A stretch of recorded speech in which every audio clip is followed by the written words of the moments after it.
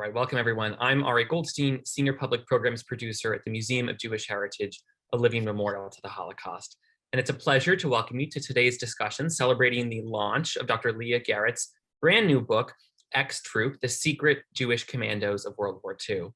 The book, which was just released today, tells the amazing true story of a group of German Jewish refugees who escaped to the United Kingdom before the Holocaust and then went back to Germany to fight the Nazis in an elite British Special Forces unit. You can order your copy of the book at the link in the Zoom chat, and we hope you will. It's well worth reading.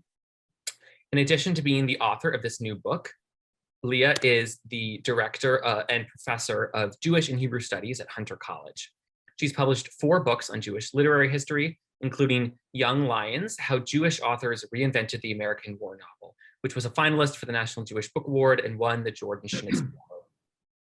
Leah is in conversation today with Kim Masters, a veteran entertainment journalist, editor-at-large of The Hollywood Reporter, and host of KCRW's The Business.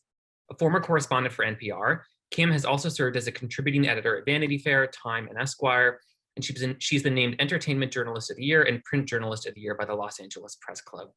Most importantly for today's discussion, Kim's father, Peter Masters, was a member of the Ex-Troop, and his story is told in Leah's book. So we're really delighted to be able to host the two of them in conversation. As Leah and Kim discuss Ex-Troop, feel free to share questions in the Zoom Q&A box, and we'll get to as many as we can towards the end of the hour. Without further ado, a warm welcome to you both. Congratulations on your new book, Leah, and Kim, feel free to get us started. Yeah, I'd like to join you in congratulating Leah on this amazing book, which is really meaningful to my family and other families of ex-troopers. Leah, why don't you just give us an introduction? I'm going to correct Ari a little bit. He said German Jewish. My father, as you well know, was from Vienna. So there were German and Austrian Jews among some random assorted others. So, but I'll let you explain more fully. Okay, thank you. And thank you so much, Kim, for doing the conversation today, and Ari for getting this going, and Nancy Fisher from the Museum of Jewish Heritage, who got this in the works like a year ago, so thank you. So the Ex-Troop, it's an extraordinary story that I could not believe I had the luck to get to tell. So in 1942, Churchill and the Brits were worrying because the war was not going their way, and they decided to create a special commando unit as part of something larger called Inter-Allied 10 Commando. And this commando unit would be comprised of German and Austrian and a few Hungarian refugees, the majority of which were, of course, Jewish. So they started to get this idea in their head, and they wanted to find out where they would find these men. But it wasn't hard to find these men because there was a whole group of young Jewish and Austrian and German men who had come to the UK mostly as teenagers, as with Kim's dad, Peter, and many had come on kinder transport as well. So they came to the UK because their parents were in absolutely desperate straits over in Germany and Austria, and they saw the writing on the wall and they had to get their kids out fast. And nobody wanted these Jews. So some of them were being taken by England because they had this good program called kinder transport, and they had a refugee program. They came over to the UK, and for many of them, they thought, including Peter Masters, that things are now going to get better. But when war was declared, Churchill infamously said, "Color the lot," suggesting that there was a fifth column of Nazi sympathizers in England who were Germans. And he made this edict, which meant that all these German refugees, particularly those who were young men, were rounded up and put into internment camps, including Peter Masters and many of the others I'll talk about today, because they weren't trustworthy. And of course, the British never thought about nor dealt with the fact that the vast majority of them were Jewish. And some of the internment camps were completely horrific. And I can talk about that later or not, if you want me to. So then the way that they were able to get out of the internment camps was to join the military, which they all wanted to do. They all wanted to fight back against the Nazis. But at first, they were only allowed to join something called the Pioneer Corps, which was a hard labor camp where you were not allowed to have guns and you weren't allowed to fight the enemy. But soon enough, in 1942, they decided that they would seek out these young German speakers, like I said, most of which were Jewish, and train them intensely as both commandos and in counterintelligence, which is really unusual. Usually people are trained either as commandos or in counterintelligence. These guys would do it both. They would kill and capture the enemy, but then they would also interrogate them on the battlefield in German. So they were immediately perceived as an extraordinary asset.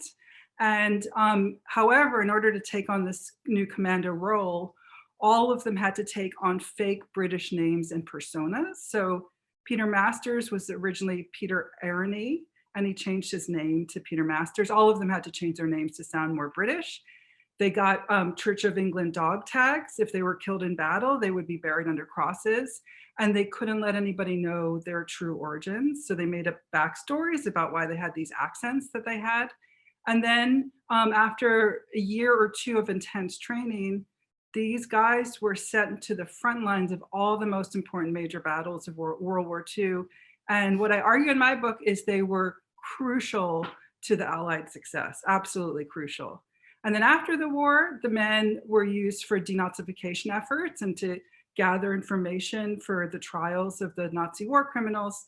So it's a long story that starts, with them leaving Europe and ends with them in 1946 after a lot of the Nazis had been rounded up.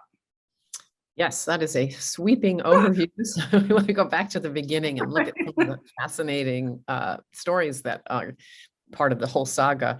As you note, my dad was from Vienna. He was I'd say he seemed to be quite a petted middle class Jewish boy, and he was, as you note, he was interned. He was completely the family had no money, having escaped. It did get to escape with his mother and sister, thanks to my great aunt, but he had no idea what to do with himself, and was sent to be a farmhand, as you write in the book. But he had no idea how to be a farmhand. He really was at sea and was writing these letters. As a teenage boy, saying, "What should I do with my life?" And he was thrown out of high school. He couldn't, should I be good at South America and become in agriculture, which, considering that as a farmhand, he was obviously considered a huge failure by the farmers, having been the city boy. However, he's at sea. But what you write about in the book is how much worse so many of these men had, and some of them were actually tortured. And it's not the shining hour for the British in terms of that. Why don't you tell us about that? Yeah, well, so I didn't know about this story of internment, which of course as Americans, we think about the internment of the Japanese. And so I had no idea about this British story. There's been very little on it, actually. And so I was completely stunned to find out that there were these internment camps all over the UK. Isle of Man was where Peter Masters was. Others, which was actually considered one of the better ones, others were just horrific. But the really bad places that they were sent was they shipped these, you have to realize, traumatized Holocaust survivors on boats, young men, have lost everything, either to Canada or to Australia. And in particular, the ship to Australia was a voyage of the damned. It was horrific. All the men had everything thrown overboard when they got on the ship. And they were very unlucky because the captain of the ship and his officers, all Brits, were profoundly anti-Semitic. So there was a bunch of German prisoners of war on the ship, and they were treated really well, but the vast majority were Jews. And when I wrote this book, I was extremely lucky because 2 commandos were still alive when I was writing it. And one of them I interviewed had actually been on that ship, the Dinero ship. And I'd read about it, and he described to me when the anti-Semitic crew, every night they thought it'd be really funny to throw glass on the ship and have the guys run across barefooted. And he talked to me about that. I'd read about it, but to hear him talk about and still shake, 50 years later with anger about this. So for the Australians, they sent them to a camp in the outback of Australia where they spent a year with no newspapers or information, desperate to get home. And eventually, after the bombing of Pearl Harbor, the Brits revoked this act, and these guys were given the chance to come back. But just to add that they really changed the climate of Australia. Those who didn't come back, who stayed there, became at the forefront of culture and cooking. Because there were all these Austrian Jews who knew how to cook. So they changed Australia forever. And they're called the Dinero Boys. But in America and in the UK, nobody really knows this story. And it was a terrible story. But I should add, though, that when I wrote this book and, interviewed commandos and families and listened to all the interviews, as horrific as it sounds to me, for most of the commandos, this was actually a minor story for them. The real story for them was that the Brits had given them the opportunity to fight the Nazis. Yes, let me just, though, I'm going to pause for this on this for a second further, which is, as you noted, the Pioneer Corps was the first offer. When my father was interned, they asked for, they all did want to do, please let us fight Nazis. Pioneer Corps was not exactly a prestige assignment. It was manual labor. It was kind of the reject unit. They tried to gussy it up a bit, right? So that it would be a bit more appealing. And yet, particularly these guys from Australia came back and you wrote 47 of them were killed. I think that was the number in the book, just coming back to be in this unglamorous, it wasn't like they were signing up to be elite commandos. They were coming back to move dirt and debris and logs. And they were in huge peril. Yeah. Even coming back was huge peril because the boats were being bombed by the Germans. But those who did make it back, they immediately started agitating in the Pioneer Corps, and of course, as you know, as your dad, but all of them were writing letters to the commanding officer saying, my God, you guys have this real deeply talented, smart men who are desperate to get back there and fight Nazis who are killing our families as we speak. Please utilize us, like constantly doing this. And it took a while, but eventually the information got out and the War Office decided, you know what? These guys are going to be pretty invaluable and we're going to use them. Yeah, I think for me, it's remarkable how these guys picked up English. And in many cases, my father, just looking at his letters, transitions to English quite quickly. I remember him talking about arriving in England and he thinking he had learned some high school English, and some kid yelled something at him, the cigarette, they collected cigarette cards in those days and they called them, sounds bad today, fag cards. And the kid yelled, got any fag card, governor? And my father is like, I don't speak this language at all. What is that? So talk a little bit about that. Yeah, it was nuts. Okay, so these guys are in the Pioneer Corps, right? And they're still who they are, which is German and Austrian Jews.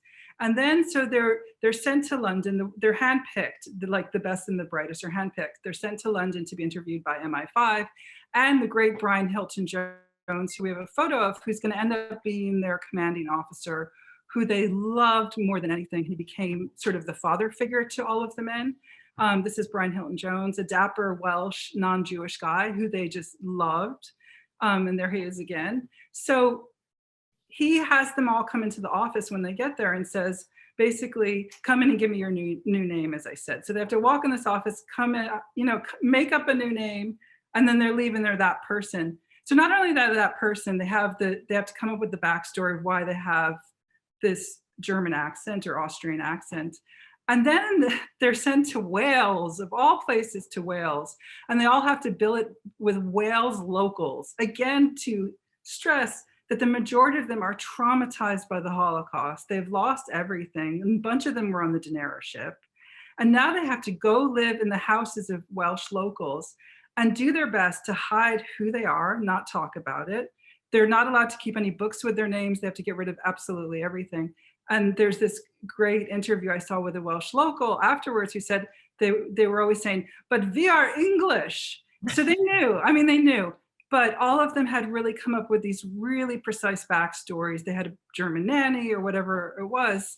And it didn't seem to get them into too much trouble over the years because they had these backstories.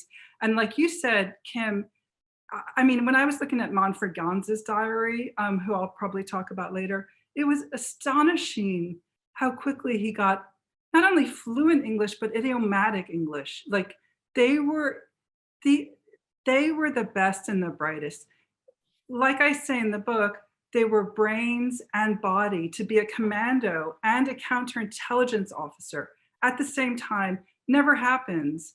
But it's because I think that they were they were incredibly intelligent and also physically adept. They found these men who had these combinations.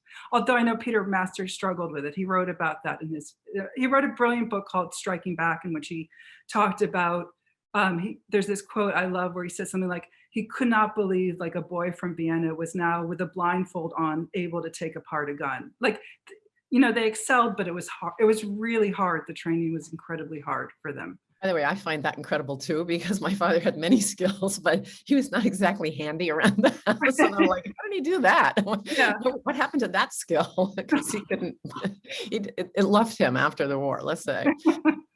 Yeah, I want to go back to some of the amazing drama. I mean, one thing I learned from your book actually was that how few made the cut. There were hundreds, and they were told to come to I think a hotel in London, and they weren't told why. They were told to come to this hotel, and they came because they were so passionate about wanting to do more. But there's that moment where they ask a person who had been Hans Firth. Just describe that moment where that's what they say to him. So is this with the Montgomery when he said? No, he's in the room and he's right. He's coming in. He doesn't know why he's there, and his whole identity is about to change. Yeah. So yeah. Oh God. So part of the great joy of writing this book was getting to know these families, and then not only getting to know these families, but being given access to all these diaries that their dads kept and memoirs. So one of the greatest figures I write about is Tony Firth, who wrote this hilarious private memoir that he shared with his daughter, and she shared it with me very privately. And everything he says is funny. I mean, like he talked about the Danera when they're sent on the trains to the outback, and he said, well, they would have thrown all of our suitcases out the window, but they already done that on the ship. Like everything's tongue in cheek. But he says at this point that for him, he's interviewed, and then afterwards when he leaves, his head just starts to spin, and he says basically the shock of being men who weren't trusted enough to carry anything more than a shovel in the Pioneer Corps, now being told that they're being given guns to fight the Nazis. It was head turning, because in the Pioneer Corps, they were allowed to do nothing. And they were there like a year, 2 years. And now suddenly they're being told that they're going to be in the most advanced top echelon commando unit. And to a man, they were so delighted and thrilled to have this opportunity. Yeah, I love this moment. I think it's when the beloved skipper, he was to become beloved. I think that was who was asking the questions in this room. He says to the Hans Firth, what is your name? And he says, my name is Hans Firth. And the skipper says, there is no Hans Firth, I think is what you reported. Yeah, that's right. Yeah. From now on, you will be, you'll be the new name Tony Firth. Yeah. And he was an actor, so that was his stage name. It was easy. And he said, but don't, and at a later point, he says with someone else, but don't all call yourselves Montgomery. So some of them, they took a phone book, like Montford Gans, he became Fred, and then he took a phone book and hit Gray, you know, and that's what happened. And others just arbitrarily just came up with names that sounded British to them. There's Montford Gans, who I'm sure we'll come back to. And yes. By the way, I should say, it's incredible, but we have a bunch of Commando kids watching today, including Montford's daughter, Aviva, is here as well. Yes, hello to all of them and everybody. But yes, Montford Gans, who my father would call Freddie Gray, and then became Montford, and very close friend of our family, as you write, for many years. Somebody I'd say the Commando I was most fond of after my dad. So they are then involved in the training, and I'll note my name is Masters because my father chose Peter Masters after someone else stole his first choice in line. His irony, he was behind Abramowitz.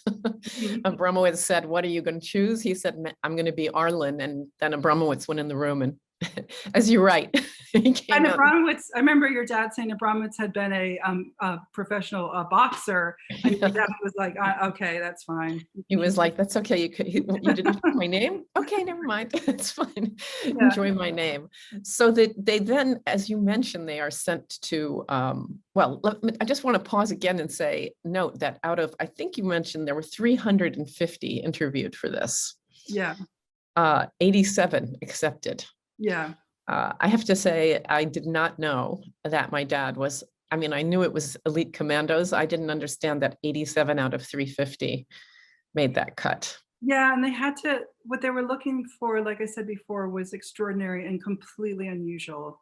This was not something that existed before commando counterintelligence folks. So they had to find both incredible brilliance. And like in the book, I talk about how before your dad's interviewed, he starts training and starts running and starts jogging so that he can have physical fitness, because they know these guys sort of have an instinct that something serious is going to happen to them. And like Montford Gans, who you were friends with, who's a big focus of the book, he was winning all the Pioneer Corps running competitions. Same with Paul Streeton. So these guys were standouts in the Pioneer Corps, both for physical adeptness and for intelligence. So yeah, and then amongst them, the best of the best were the ones that were chosen. Yeah, the situation in Wales is, you know, I was thinking about doing this later, but maybe we'll talk about it now. They ultimately did put up a plaque to these men. And you write in the book, and I found this hugely annoying, not because of the book, that there was a lot of back and forth about acknowledging that most of these men were Jews. And that is not, if you go to Abu Dhabi, Wales, where this very rigorous training happened, there is a plaque and it doesn't mention that at all. Yeah, that's a difficult story here, because look, like I said, all but maybe 2 or 3 of them were Jewish, right? However, after the war ends, the vast majority keep their names. Montford Gans was one of the only ones who switches back. And also the vast majority keep their personas. Many of them never tell their kids that they have Jewish roots or that their parents were Jewish. It's not something they want to go into, which I understand. I think the trauma that was associated was probably so intense with the original name.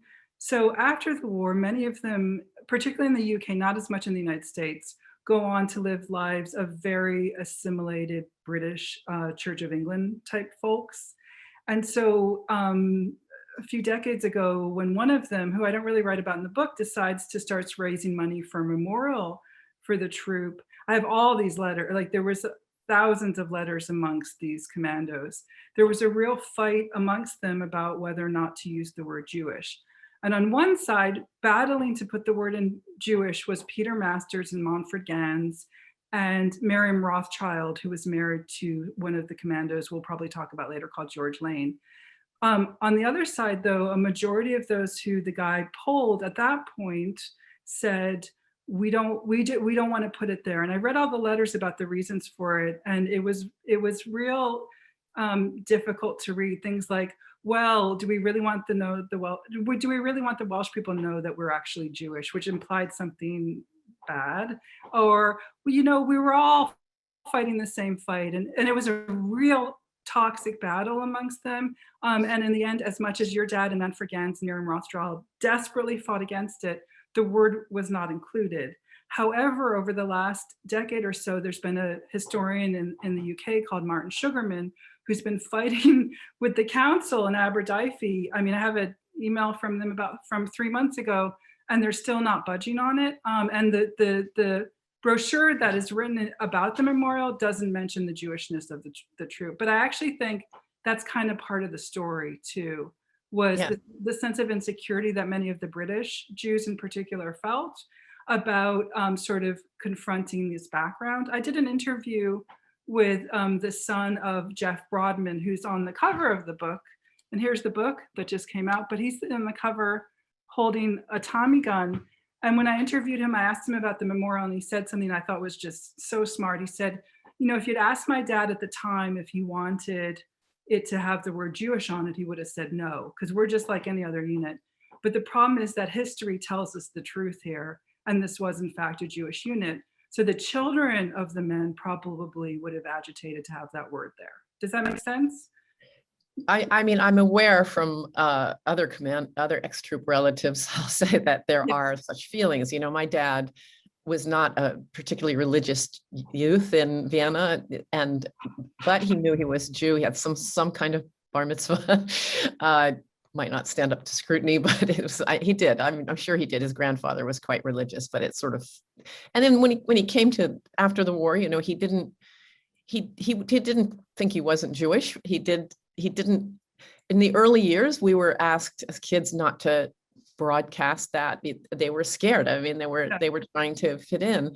But with time, he became, obviously, as you know, passionate about his whole thing was this narrative that Jews were led like lambs to the slaughter. He wanted the counter narrative of these enormously. I mean, when you read the book, you will see how enormously courageous and breathtakingly courageous these men were.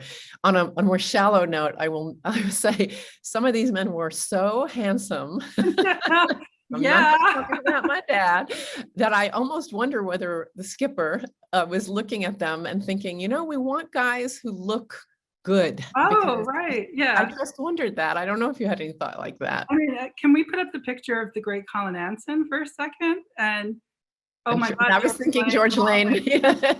But both. Should we go on? And if you go back to George, yeah. I mean, I'm sorry. The others called him the Hungarian hunk because yeah. No, I never thought about that. But to a man, they were. Yeah. I mean, I don't know. But the thing is that, like, when you read the book, the heroism of them is unbelievable.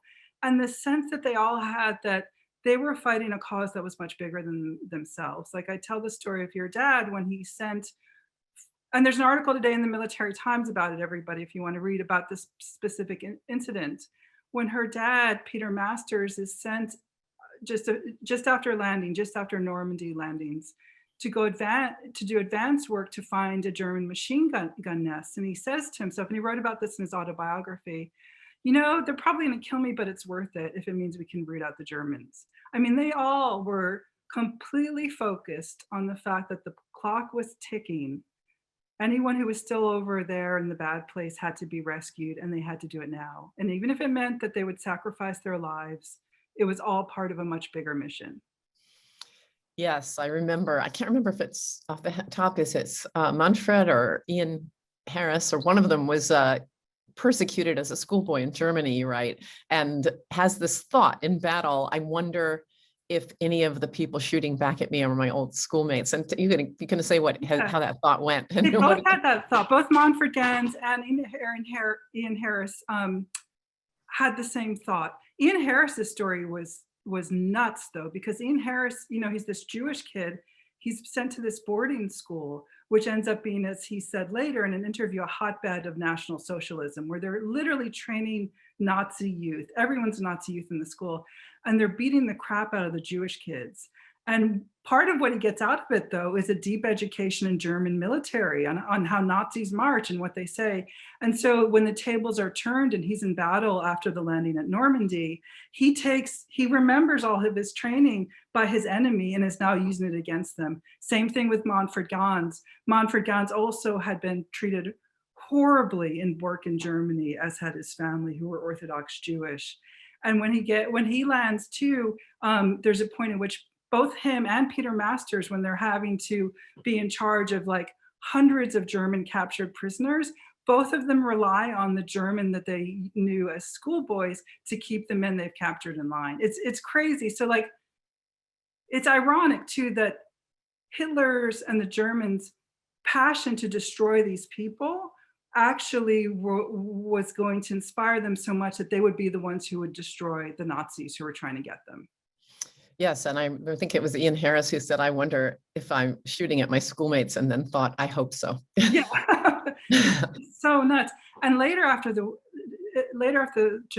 war, when Montford Gans goes back he's actually sent back to Borken, Germany after the war to be part of the denazification efforts. And he immediately knows in Borken who are the Nazis and who aren't the Nazis. And these people who have been horrific to them, he's the guy who can tell the Allies, look, this biology teacher, like he beat the crap out of the Jews or whatever it was. Or he could say, this German person hid some people. So it was so close. Everything was so close and so personal as well.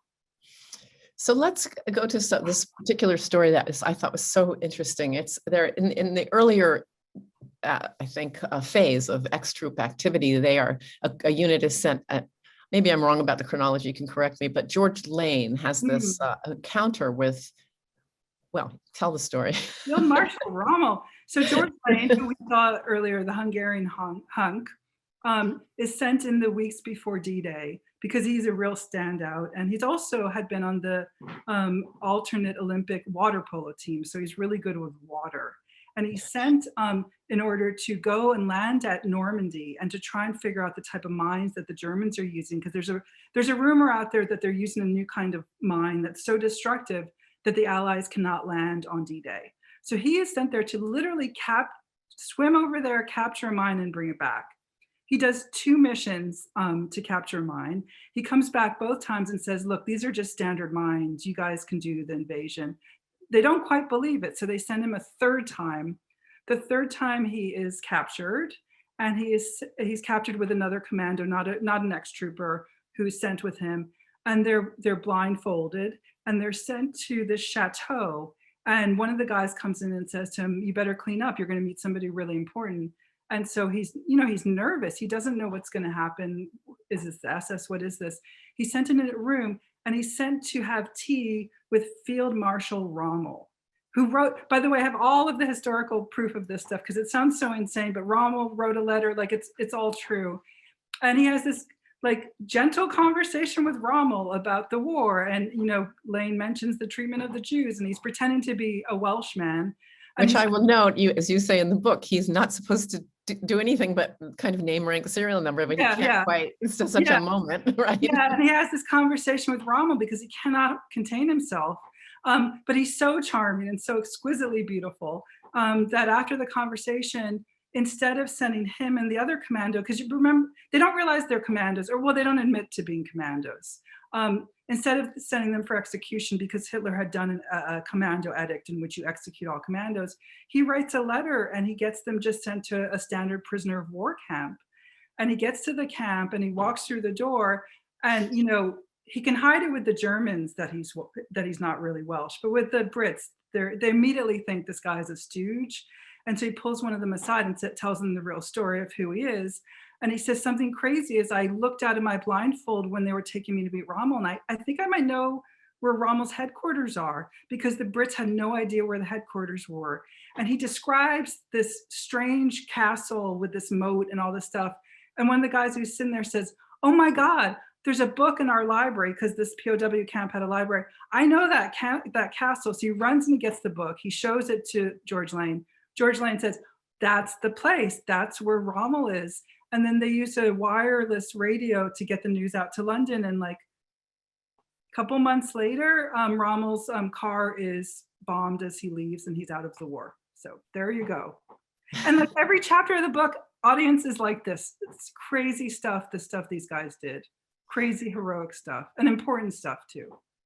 Yeah, I mean, I think they had a lot to do with figuring out the plan of attack in Normandy.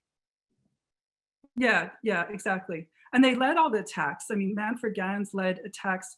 When he landed at Sword Beach, half of his unit was wiped out.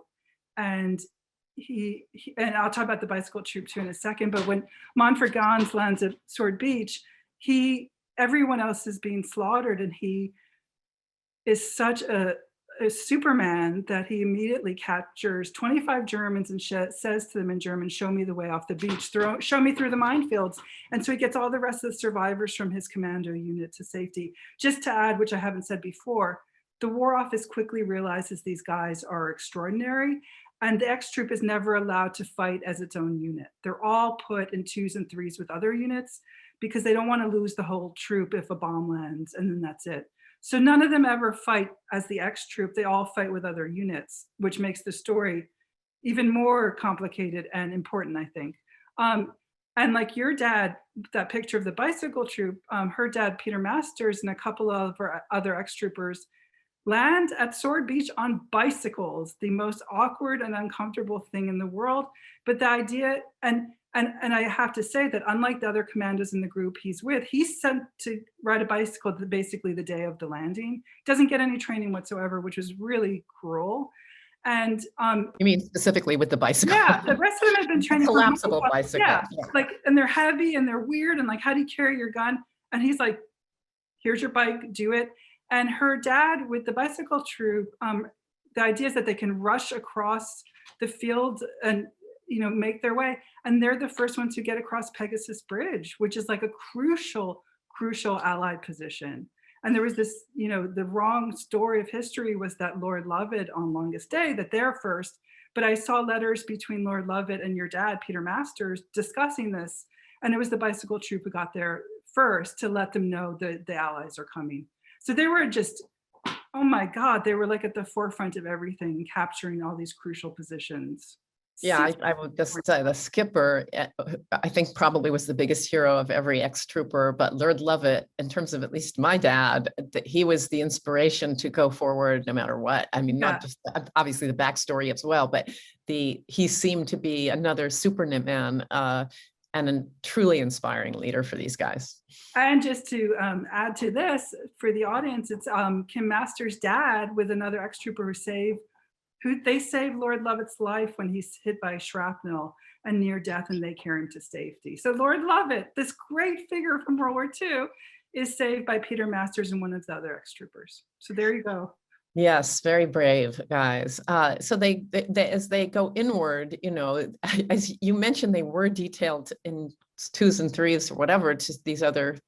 And so they're the new guys every time. And of course, there's the skepticism about whether they can do anything. That not long lived, but it happens.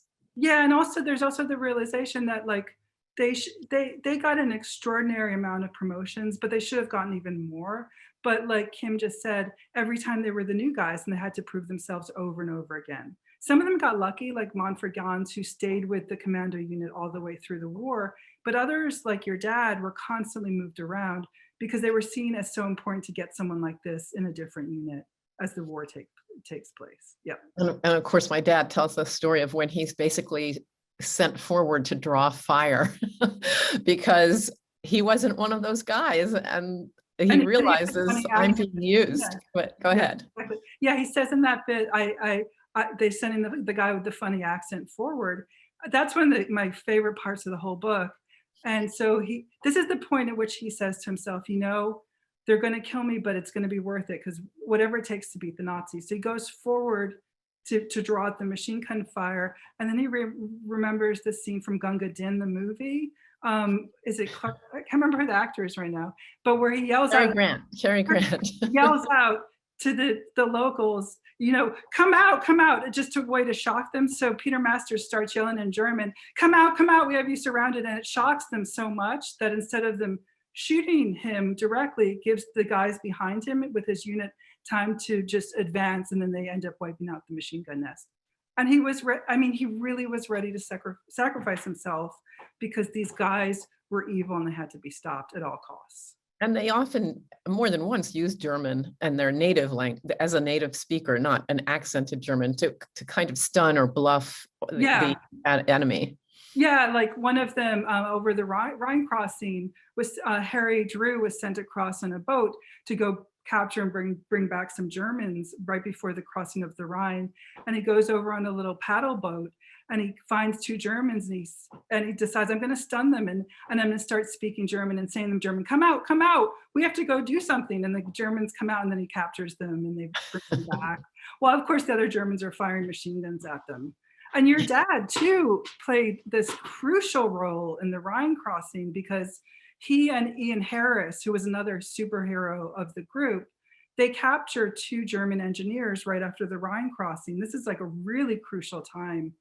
And her dad has had such a visual memory because I put in the book his diaries, which are extraordinary, and his paintings. And he remembered it. He had such a deep knowledge of German military stuff. And the guys he's interviewing in German mention some little unit, and he knows who they are. So he starts saying to them in German, wait, you're part of that unit. And they're like, how do you know I'm part of that unit? And he gets them to give up this crucial information where all the Germans have amassed. And while he gives that information over, and within minutes, he can hear the Allied airplanes flying over and hear the bombs dropping, and they wipe out the Germans. And then the Rhine crossing continues after that. And it's after that he's pulled away, though he didn't want to go away, but he's pulled away and sort of forced to do officer training stuff. And none of them wanted to do officer training stuff. They all wanted to stay there. Stay on. Yes, well, you're bringing me to Montford Gans. I've been saving Montford a little bit. This amazing, athletic, passionate, very orthodox, much more so. My dad was not in the universe of that. And for him, the cost of this identity shift means, no, you can't pray on Yom Kippur. You can't be seen to have any connection. But he has an amazing story of heroism throughout. And one of the most incredible World War II stories I've ever heard.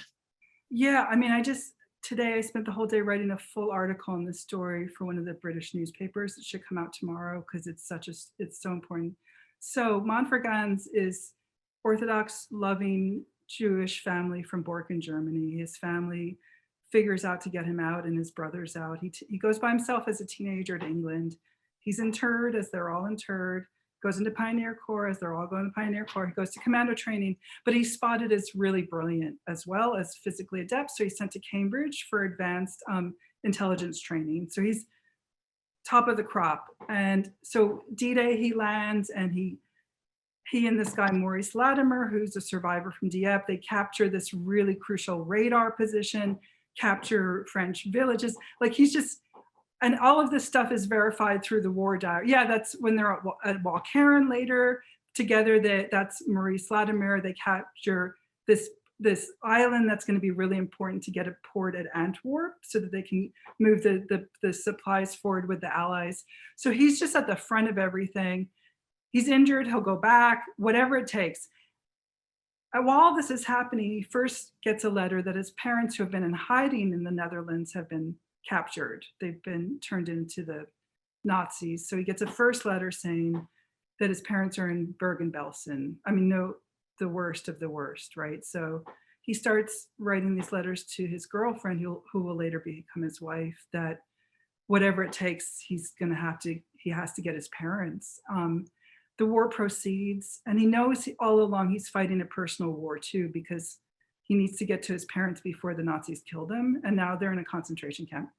When the last bit of the war, he gets another letter from the Red Cross that goes through different family members that they've been moved to Terezin concentration camp in Terezin, Czechoslovakia, another horrific place. And the day before the war ends, and he's writing to Anita, his girlfriend, I have to get them out. And he goes to his commanding officer, who I think recognizes this guy's a Superman. He's already had an incredibly rare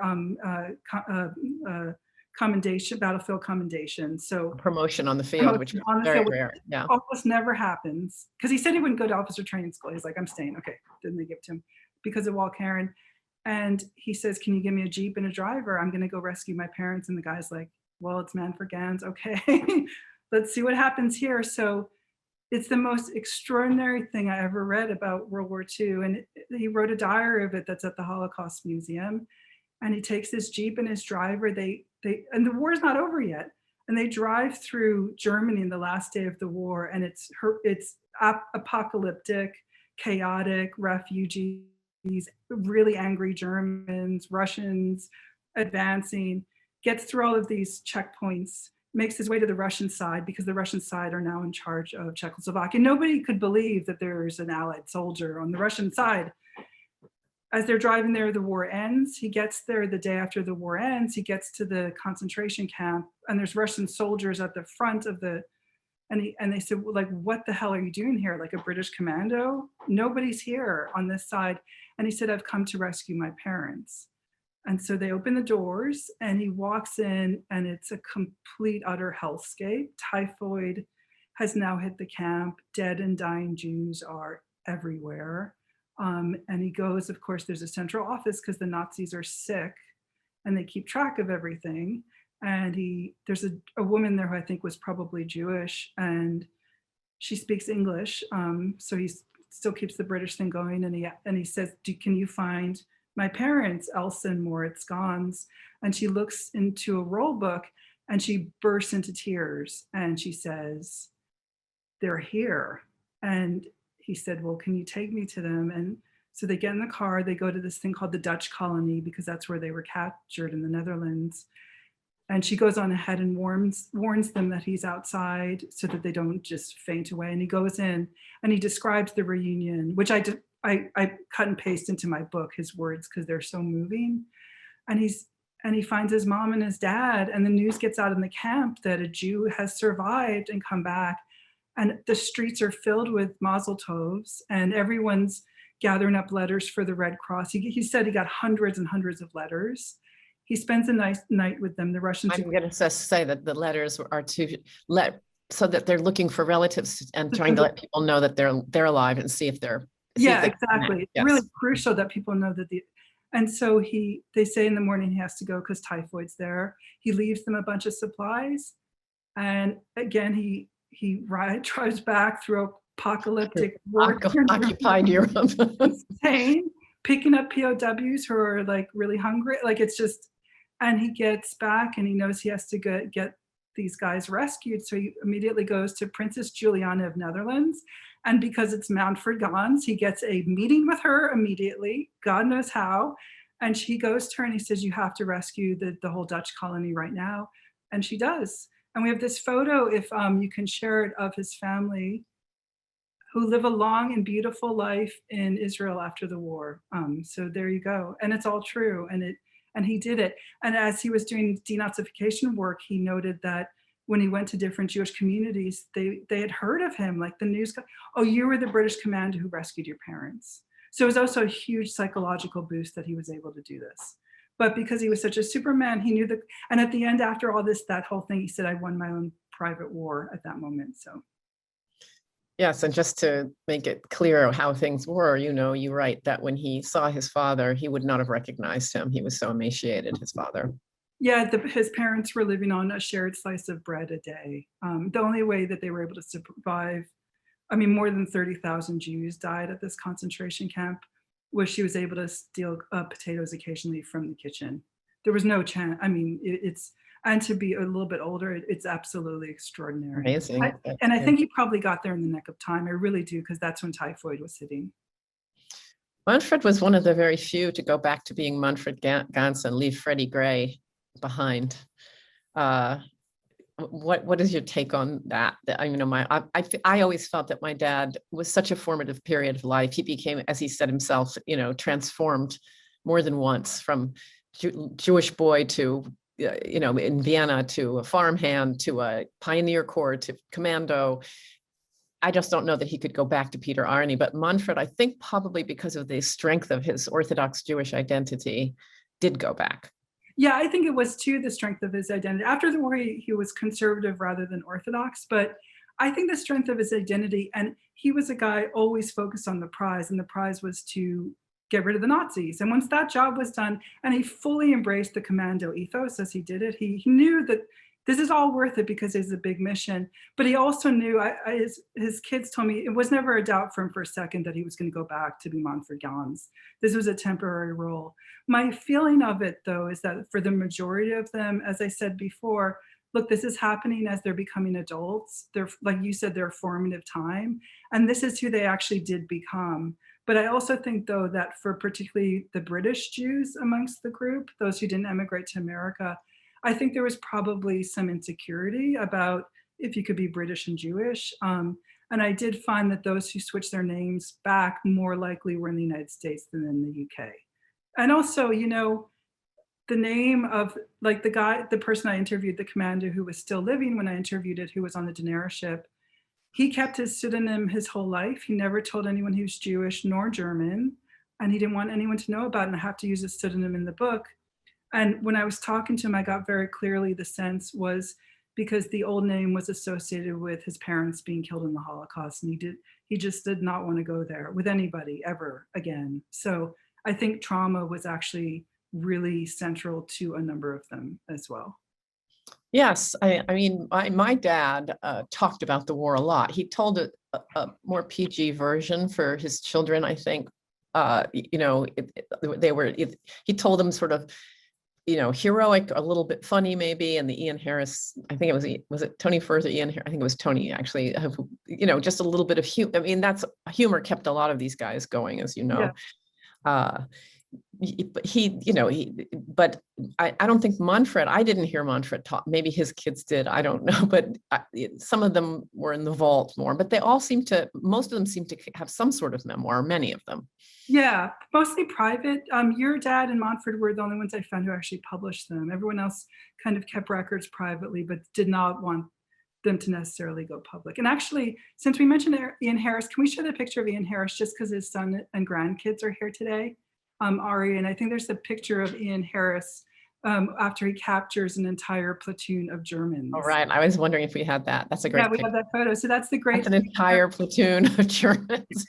That's him sitting there looking like Clark Gable on the left, and he has just charmed and talked to German, to the head of the platoon, shared some cigarettes with him, have of course a gun contest where they shot guns, and Ian of course was better at it, and the guy gave up the entire platoon. And then there were movie cameras there, so this was shown on movies as well. That's a still from a movie of him capturing them all. Thank you. Well, my father would have enjoyed this so much. He would have looked for any kind of opportunity to say, no, it was this, and that was that. He was very obsessed with every detail. And even some of the fellow ex-troopers after the war years after the war would say, Peter really, really has the detail. That's why I could write the book, though, honestly, because he kept such detailed letters, and he shared them with Ian Deere, who's this military historian who had interviewed a bunch of the men. But because of those details and all those letters he wrote to Ian Deere, which were often 20, 30 pages each, I was able to really dig through and make sure I was factual here. So thank God for that. Seriously. Yeah. Now, I'm going to go to questions that we have from audience members. That I'm being handed some of the questions. I apologize if we can't get to more. From Sandy, what were the reasons that Churchill changed his policy of foisting Jewish refugees off to the Pioneer Corps to form the ex-troop for Commandos and counterintelligence? I think it's because they realized, particularly when they did the Dieppe invasion, that they needed some German speakers. And there's a good chance that the ex-troopers were sent to Dieppe, which was a terrible, terrible moment in the war, a huge loss for British and Canadian lives. But were sent there specifically, these German speakers, to grab an Enigma machine, a decoding machine with the Germans. And then after that, the Allied heads realized that they needed a bunch of units of people who the Nazis had beaten. Like, they had a Polish unit, they had a French unit, and then it sort of dawned on them, wow, we need a German-speaking unit as well. They didn't specifically want them to be Jewish. It was sort of a side effect. The fact was that the German speakers that one could trust tended to all be Jewish. So it was a real sort of practical outcome of dealing with 1942 and realizing they needed to do something more creative in order to start beating the Nazis. And they had this incredible group of men there, so why not use them? Anne asks, how many of the 87 ex-troop commandos survived the war? More than half of them were either killed or captured or deeply wounded or disappeared without a trace. So it had a very, very high casualty rate, extremely high casualty rate. Which makes sense though, because they were, there's a quote I do in the book that Peter Masters said, it's like my favorite quote of the book, where he said, where other soldiers were drawing straws to see who got to stay back from the most dangerous missions, the ex-troopers were drawing straws to see who got to do the most dangerous missions. Got to go, yeah. This is a question for me from Susan. She says, Kim, you're American. Where did your father go after the war? How many of the troop left Britain?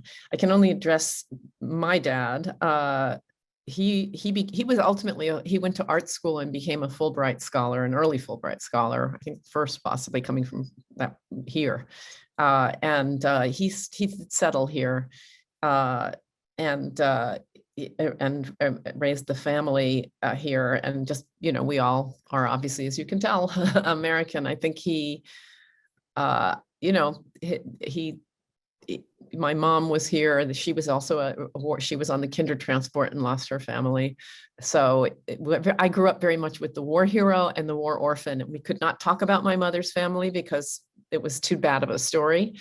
It wasn't stated, but it was implied. Don't ask. And my father, on the other hand, told the hero story.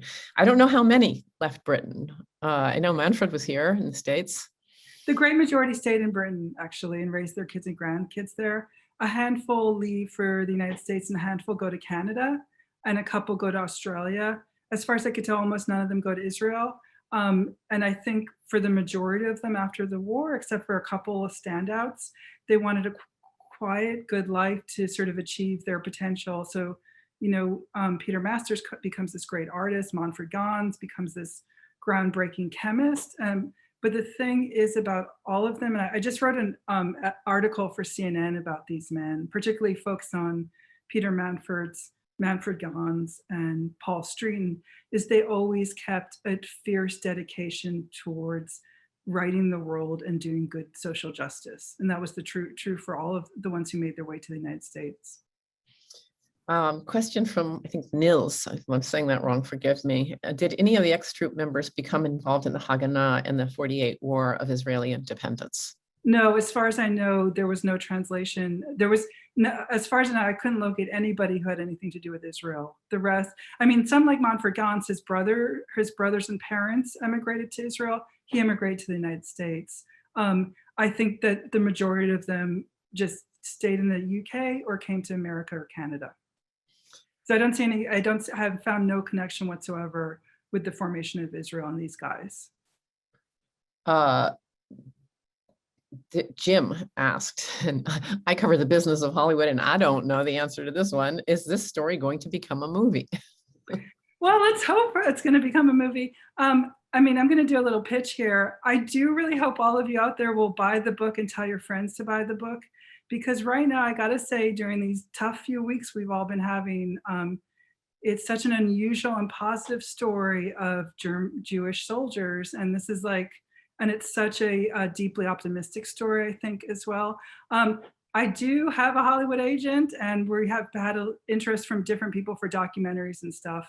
But, Kim Masters wrote this incredible piece a few years back called My Dad Was the Real Inglorious Bastards. And part of me also hopes that this story gets out as a counterpoint against the idea of that movie and Jews as revenge warriors, because these guys all followed the rules of war and if they were any type of warriors, they were ethical warriors as well.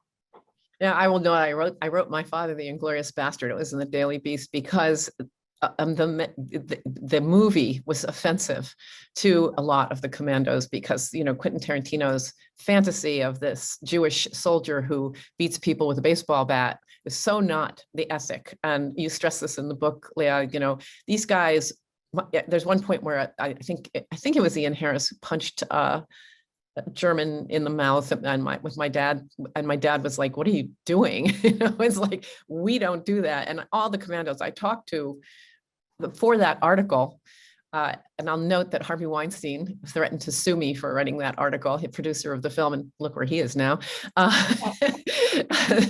Justice is served in multiple ways, and sometimes they were all just really, really offended by the implication that they were that kind of outlaw that Quentin Tarantino dreamed up.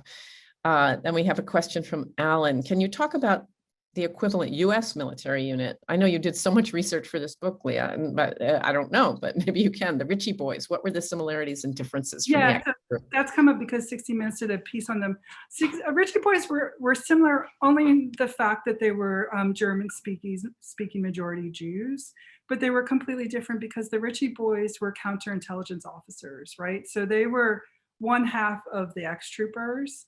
The ex-troopers were this unique thing, which was counterintelligence officers and commandos. So not only are you doing the interrogations, you're capturing the guys. You're fighting there at the forefront. You're going behind enemy lines. You're gathering intel. So they were similar in terms of the governments using these refugees who had German, but they were completely different in terms of the type of war that they fought and the way that they were used, because the ex-troopers were also there to fight and kill, not only to interrogate. And we're very effective at it as well. Now, I as far as I know, we've run out, but Ari, tell me if I'm wrong. We are just about at the hour. So any closing thoughts from you both? I'm going to step in so Leah can have the final word here, and just reiterate that how meaningful this would be. I'm sorry my dad isn't here to see it. My mom is very old now, but it's I took her the copy of the book, and I was reading it to prepare for this, and I almost had to sadly pry it out of her hands. It was an early copy, or early galley kind of copy, and I know that my family isn't the only one in the world. Obviously, I think anybody listening to this feels that the world should know the story of the X Troop. But Leah, I'll leave it with you. Thank you. I think sort of the final point I've gotten through the journey of writing this book, it's not only how fabulous all the families are, but this is what I'm writing this CNN editorial, how important refugees are, how important it is that when these people come, they can come in and change our world for better. These boys of the X Troop, and they were boys, they were like 16, 17 years old. They were outcasts, they were abused, nobody wanted them. And because they were given, like, we're going to trust you and we're going to give you some power, they were crucial to the Allies winning the war. So when I wrote this book during the last really 4 rough years that this country has been going through, and I was completely inspired by them as a counteractive tale to all the hatred and all of that stuff that's going on, because these guys are the opposite. They're making the world better, and they're fighting for justice, and they're doing it as refugees. So I think that's what— And a warning in the fanaticism of the haters that were fighting to the bitter end because of the depth of their insanity and hatred. Yeah, so that's what sort of what I get out of all this. But I'm so gracious to these families, honestly, like Kim, your family, and Montford's family, Ian's family. Nobody has been more generous to me than these families have been writing this book. So thank you to the families for trusting me with these extraordinary stories. So thank you, everyone. And thank you, Leah, for writing this book to tell the stories to the world. All of you watching, we hope you will order the book. The link is at the Zoom chat. And I hope it's made into a movie or a Netflix series. Well, we should definitely, if it does, let's host a screening at the museum. Okay. Fingers crossed. In person. Yeah, in person, even better. Absolutely. One of the great things about your book, Leah, is that, I mean, so much of the popular film and books about World War II focus on the Nazis. We're sort of obsessed with understanding who they were and how they did this. And our mission at the museum has always been, I mean, we talk about the Nazis, but we use the voices of Jews and other victims of Nazis, and we tell the story through their perspective. And your book is such an amazing story of heroism and a Jewish part of the war. So thank you again. Kim, thank you for helping us know your dad's story and for hosting today's program. It's been such a pleasure. To all of you watching, all of our programming at the museum is made possible through donor support. So thank you to those of you on the Zoom who are members or donors of the museum. If you're not, we hope you'll consider it. That link is also in the Zoom chat. And we hope you'll join us for our other upcoming programs and events. We wish everyone a healthy and safe afternoon, and to take care. Thank you.